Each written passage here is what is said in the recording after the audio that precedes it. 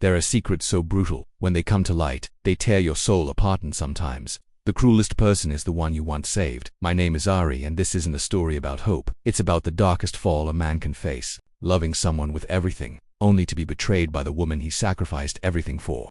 Imagine just one sneaky text on an ordinary morning, and my entire world turned into hell. Have you ever been betrayed? Have you ever put all your trust into someone, only to lose everything within your own home? Don't blink, because the real drama is just beginning. I broke down, I screamed inside, but mostly I went numb, and only one question remained. How do you survive and stand tall when the person you saved is the one who drags you down? If you've ever been hurt by misplaced trust, or just want to understand what happens when a heart shatters into stone, watch closely. This story is raw, intense, and leads to an unexpected rebirth. Before we dive in, let us know in the comments which city you're watching from. Now, enjoy the video. The night I first met Lauren, the world seemed impossibly small and painfully raw. I can still see her, lost, fragile, sitting alone in the corner of that crowded hospital waiting room, shivering beneath harsh fluorescent lights. Her sister was there, clutching her hand with desperation, while her mother tried to fill the silence with brittle, anxious jokes. But nothing could hide what we all saw in Lauren's eyes: the fear of dying too soon, the ache of a future stolen by disease, and the hollowness of a girl who had lost faith in second chances. I was just a software engineer used to fixing broken things with logic and code, not with shaky words and trembling hands. But when Lauren locked eyes with me, something shifted. She didn't need a knight in shining armor, she needed someone who wouldn't walk away. And in that moment, I promised myself I would be that person. What nobody warned me about love was how relentless and messy it can be, especially when your partner is fighting stage 4 cancer. I heard the rumors from my friends, felt the cold stares from her extended family. Why would you tie yourself to someone on the edge of death, they whispered. Are you doing this out of pity, out of guilt? But they didn't see the Lauren I saw, fierce, funny, stubborn as hell. She cracked dry jokes through gritted teeth in chemo chairs. She begged nurses for extra popsicles after surgery. She fought every single day, even when her father, visiting from out of town, looked at me with silent gratitude and helplessness, unable to shield his little girl from the monster eating her from the inside out. Some nights I'd sit on the floor beside Lauren's hospital bed while her college roommate, Jess, tried to distract her by reading old letters out loud. When the painkillers wore off and the air turned thick with panic, it was just Lauren and me, my hand steady on her freezing back, her voice no thicker than a whisper, begging me, please don't leave tonight. She was battling so much more than cancer. Alcohol was always within reach, like a shadow trailing her steps. There were times I found her clutching a bottle in the dark, tears running down her face, muttering that she'd never beat her demons. I took her to countless AA meetings, sitting awkwardly between old men with stories etched in their faces, listening as Lauren cracked open pieces of herself for strangers, hoping one of them might hand her a lifeline in those endless months. The sacrifice wasn't just time or energy, it was my sense of control. I rearranged my work schedule, skipped out on big promotions, and sometimes snapped at my own parents when they questioned why I was pouring so much of myself into someone everyone else had already given up on. But those sacrifices started to chip away at me, too. I began resenting the friends who drifted away, embarrassed by her illness or too exhausted to keep up with our messy life. There were nights I'd argue with Lauren's mother in the hallway, tempers flaring, accusations tossed like knives, about who had failed to protect Lauren from this life. Yet the most gut-wrenching moments were also the most intimate, like when Lauren pulled off her wig for the first time, letting me see the scars and bald patches she was convinced made her ugly. Or the one night, after a near-fatal seizure, I stayed up till dawn beside her hospital bed, terrified to fall asleep in case she slipped away for good. That night, she reached for my hand and, with tears in her eyes, whispered, I don't want to be just your burden. I want to be your reason for hope. Conflict and sacrifice became our daily bread. I shielded Lauren from her own despair even as I privately battled mine. Her father would sometimes pull me aside, voice thick with emotion, and tell me, you don't have to do this, son. But I could never walk away from Lauren, not when every tortured breath of hers reminded me how precious it was to love someone worth fighting for. Our relationship wasn't perfect. There were arguments about her skipping therapy, about money, about a future clouded by uncertainty. Sometimes I wanted to run. Other times, I wished I could trade places, take her pain for my own. Through all that, though, I learned true love isn't just about showing up when things are easy. It's standing firm when every voice inside you is screaming to run. Yet even as the hospital visits gave way slowly, miraculously, to small victories and tentative laughter, I never stopped feeling the weight of that promise, not just to be there in sickness and health, but to keep loving, even when loving meant hurting, sacrificing, and giving up pieces of myself I thought I could never reclaim. And that's where it all began, two broken souls, clinging to each other against every odd, rewriting what it meant to love through the storms that never seemed to end. But sometimes, when you survive one storm together, You let yourself believe nothing else could ever tear you apart. Little did I know, as we stumbled into our cautious new future, the scars of sacrifice would set the stage for heartbreak even more devastating than disease. Sometimes, life gives you a new beginning right at the edge of defeat. Against every doctor's expectation, Lauren's body started to fight back cell by cell, scar by scar, one by one. The scans read clear. I still remember the day her oncologist entered the room, tears shining in her eyes, whispering, "It's gone. She did it." Lauren's mother broke down sobbing. Her father hugged everyone in the room, and even Jess, the college roommate, rushed in, carrying a batch of cupcakes and a trembling smile. I thought that would be the end of our suffering. I thought happiness would last forever, now that we'd earned it. We celebrated the small victories: her first haircut after chemotherapy, sunset picnics in the park, her return to a real job after years of hospital rooms. Lauren found work at a non-profit, pouring her entire soul into helping others as if desperate to prove her life was worth the years we'd fought for. The house, how a little haven filled with laughter, the scent of fresh coffee, and busy Sunday mornings spent with friends, old and new. Her parents came by more often, bringing childhood photos to hang on our walls. I'd wake up on Saturday mornings to see Lauren and her mother flipping pancakes in the kitchen, bickering with affection. My friends who once warned me to run, now congratulated me, saying I was lucky. Most guys would have given up. They'd say, "You got the fairy tale ending, man." But fairy tales are never as simple as we imagine. Behind every bright day, I started to notice new shadows. Lauren was radiant, too radiant, sometimes saying yes to every party, every volunteer event, every late night at work. We'd host dinner parties where she was the center of attention, dazzling everyone with her humor and stories. But there were moments, when the guests had left and the house went still, that I'd catch her sitting alone, staring out the window into the darkness. I'd find her journals tucked under couch cushions, pages filled with lists and scribbles about starting over, not wasting time, proving I'm alive. Sometimes, I wondered, had we really won? Or had the fight made Lauren need to chase a high life could no longer give her? Was love itself now just another struggle? We became everyone's inspiration, that couple who beat cancer, who made it through hell and back. But privately, I began to ache for the quiet nights we used to share, just the two of us, clinging to one another for dear life. Now, Lauren wanted movement, noise, attention. The more people worshipped her comeback, the more restless she seemed. At home, that there were happy moments. I'll never forget our first Thanksgiving, hosting both families in our home. Jess gifting Lauren a handmade quilt, her father proposing a toast about miracles and the people who helped make them. Yet after the applause faded and the plates were cleared, there would be arguments about Lauren's work hours, her friends I barely knew, her reluctance to talk about a future that, not long ago, we'd fought for together. Lauren started training for a marathon set. She wanted to prove nothing could stop her body now. I went to every race, held water at every checkpoint, but inside I felt inches farther from her with each mile she ran. Once, late at night, Jess confided in me after a dinner party. "She's chasing something, you know. After you survive the unimaginable, sometimes real life feels empty." That night haunted me. Was I enough for her now? Was what we'd built enough for either of us? I tried hard to fill the space between us, new house projects, travel plans, even getting a rescue dog together, anything to spark that old sense of belonging. Sometimes it worked. Sometimes I'd catch Lauren laughing, clinging to my arm with the same raw, open love as before. Other times, she seemed a million miles away, lost in a world I couldn't understand, a world where survival meant running from shadows I could no longer see. But still, I believed. I needed to believe that after all we had suffered, happiness was not just possible for us, but inevitable, that we would rewrite our futures together, side by side. Unstoppable. I didn't realize then that sometimes surviving together means growing apart, that the scars left by tragedy can quietly become walls of in between people who once pledged to never let go. And as the lights of our dream life flickered uneasily beneath the surface, a new and more quiet heartbreak began to form, the kind you don't see until it's much too late, where subtle rifts give way to suspicion, longing, and the unbearable silence of a love quietly unraveling. If you've ever woken up next to someone and felt deep in your bones that you were suddenly miles apart, you'll understand the slow agony that crept into my life. It started small. Lauren's new job, so full of passion and fresh challenges, began to swallow more and more of her time. At first I was proud. I watched her throw herself into work, volunteering for projects, organizing after-hours meets, eager to prove she was more than just a survivor. But late nights soon became the rule, not the exception. Her phone, once left forgotten in the laundry or on the kitchen counter, now never left her side, always face down, locked tighter than a vault. I tried talking myself out of it.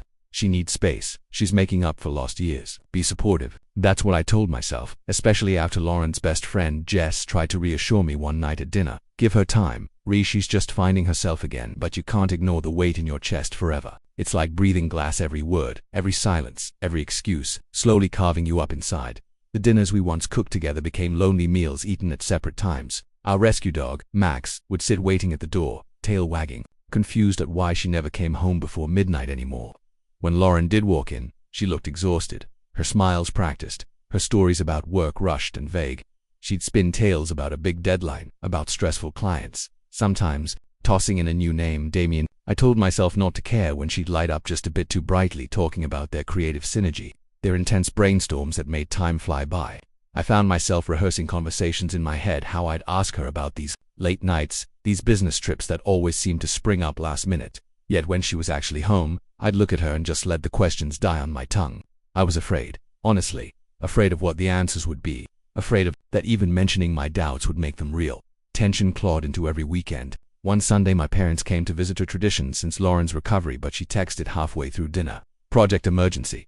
Don't wait up. My mother tried to hide the concern on her face, but later when she pulled me aside, her words stung. Is everything all right between you two? I shrugged it off, but her doubt lingered. Even Jess, usually Lauren's fiercest supporter, grew quiet. After a late-night wine session, Jess confided, "She's different lately, maybe you should talk to her." But how do you confront a ghost? How do you fight for something vanishing before your eyes? One night I tried to recreate a slice of our old life, a home-cooked meal, a playlist of our favorite songs, fresh flowers and a vase on the table. Lauren walked in late, barely glanced at the table, and murmured, "Sorry, not hungry," as she hurried upstairs. The food sat there, untouched, growing cold in silence thick enough to choke. The breaking point, for me, came with little things. The passwords changed on our streaming accounts. The short, clipped answers to questions about her day. The absence of "I love yous" at bedtime. When I reached out to hold her hand, she'd flinch before forcing a smile. I started talking to Max, our dog, as if he could answer the questions swirling in my mind. Is it me? Did I push her too hard to be happy? Did I become invisible when she needed to find herself again? Every attempt to clearly talk ended up in misunderstanding or silence. Lauren dismissed my concern as clingy, insisting she just needed time to readjust. But I couldn't shake the feeling of being an outsider in my own marriage. I was unraveling, caught between guilt, maybe I'm the problem, and suspicion, has she found something so needs more than me? I tried seeking advice from my dad, who only said, "Marriage takes work, don't give up, but you have to trust your gut." All the while, I watched as Lauren's world became brighter, but one I had less and less access to. And then, one morning, the suspicion that had haunted my dreams began to harden into something closer to certainty. A half-heard conversation behind a closed door. A whispered laugh on the phone, instantly silenced when I entered the room. The name Damien, once just a harmless colleague, now punctuating conversations she never wanted me to hear. Trust, once so unbreakable, now felt like glass already spiderwebbing with cracks. I still believed, even wanted to believe, that what we'd built could weather anything. But as our once unshakable bond fractured in the quietest, most invisible ways, I couldn't escape the truth. Sometimes, heartbreak begins not with a shout, but with a series of silences so sharp they bleed you dry long before you even see the wound. And in those shadows of doubt, the stage was set for the ultimate betrayal, a betrayal I was completely unprepared to face. The next chapter is coming, where suspicion becomes reality, and the truth finally shatters the illusion. If pain had a sound, it would be the silence that followed the moment my world fell apart.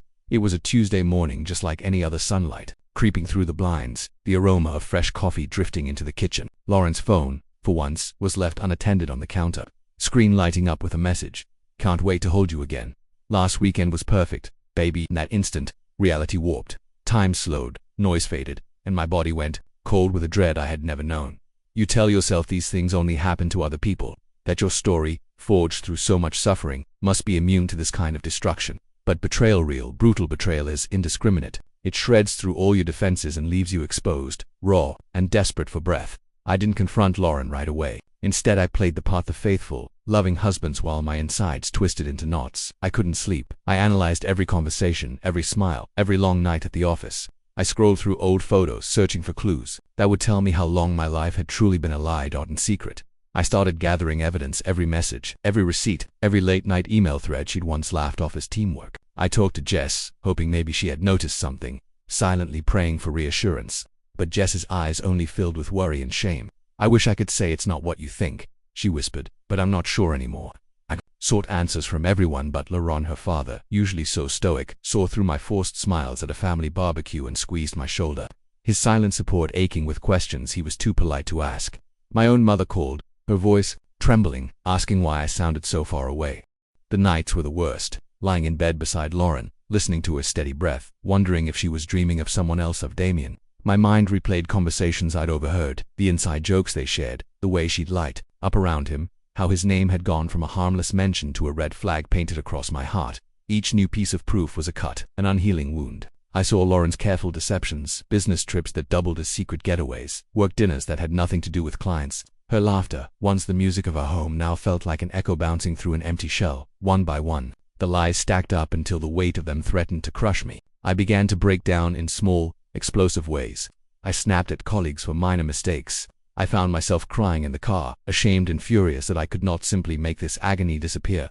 Max, our dog, would nuzzle my side on the loneliest nights, his quiet presence reminding me of a simpler loved one that wasn't poisoned by secrecy. And when the time came, when all the evidence was undeniable, I confronted her. The confrontation was nothing like I'd imagined. No screaming, no dramatic declarations, just two people standing in the ruins of the life they'd built.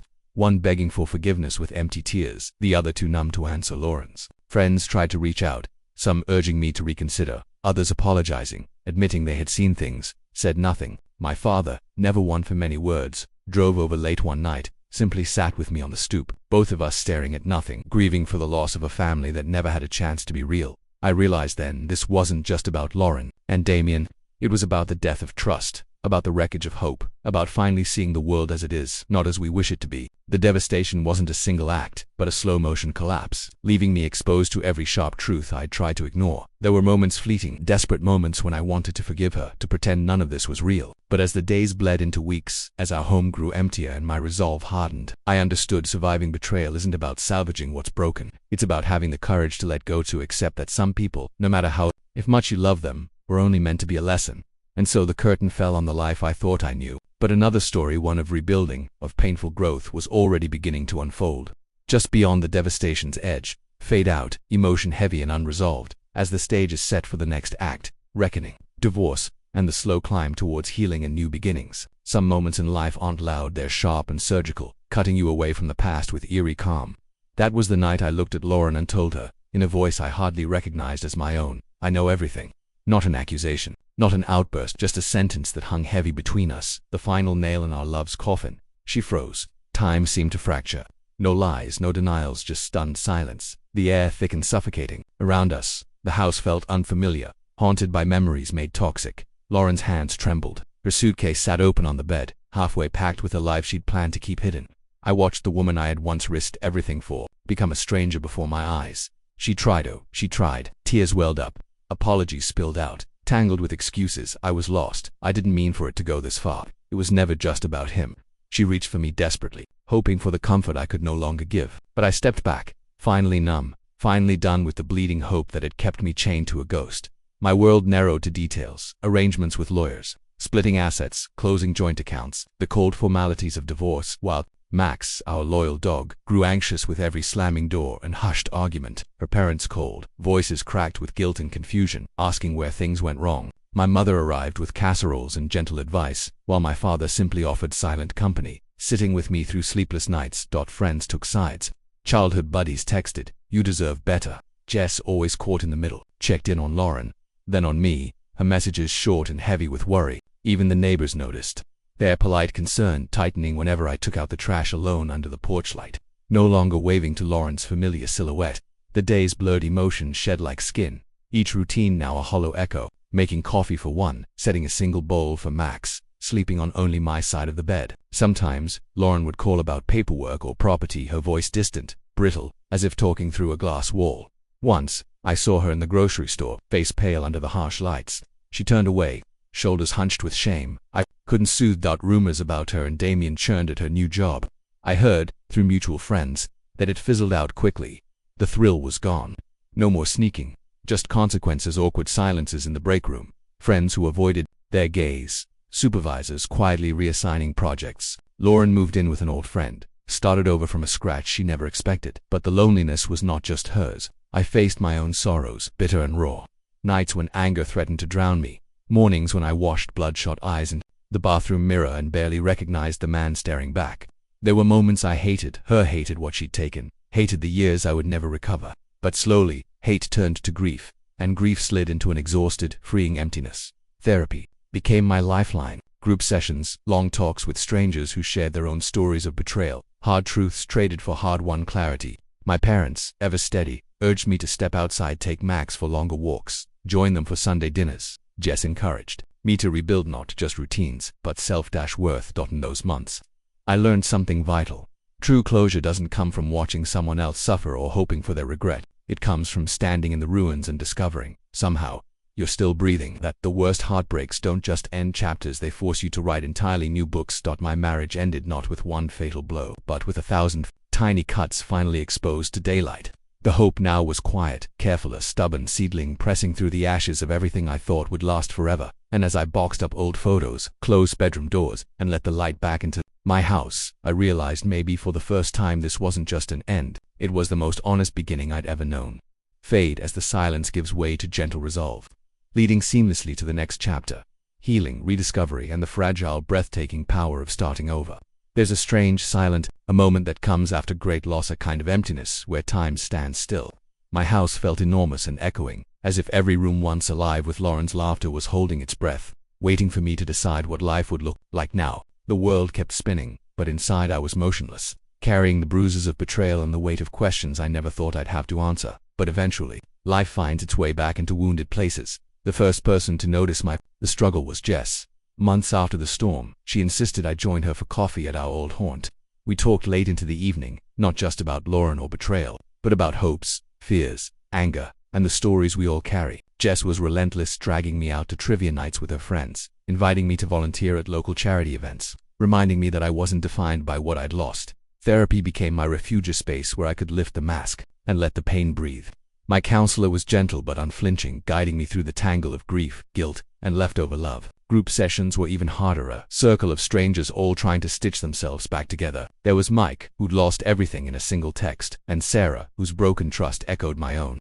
We shared our darkest memories and became, somehow, each other's lifelines. Slowly, my days filled with small victories, taking Max for longer walks at sunrise, cooking meals just for the pleasure of it, saying yes when my parents begged me to join their Sunday hikes. My father, in his quiet way, began to share stories of his own scars, reminding me that even loneliness isn't a life sentence. My mother filled my tiny kitchen with flowers, jokes, and the kind of hugs that make you believe starting over is possible. That there were setbacks. 2 days when anger crept back in, when a song or a glimpse of an old photo would punch a hole through my chest. Nights I felt I'd made no progress at all, trapped in endless loops of what if. But each time, I clawed my way out, sometimes alone, sometimes dragged forward by those who still believed I was worth saving. One turning point came unexpectedly. Jess organized a charity run for cancer survivors, a full circle, since that's how Lauren and I had first started our journey of hope. This time, I ran for myself. The finish line wasn't about winning. It was about proving that I could keep moving, even when I thought I couldn't. Crossing it, sweat-stained and exhilarated, I realized the power in just showing up for your own life. New friendships bloomed, some from support groups, others from quiet moments at dog parks, bookstores, or community kitchens. I met people who had rebuilt from far worse, who taught me that healing isn't about erasing the past, but about forging something honest from its ashes. I started painting art therapy, the counselor called it, but for me it was a way to get outside my own head. I adopted new routines.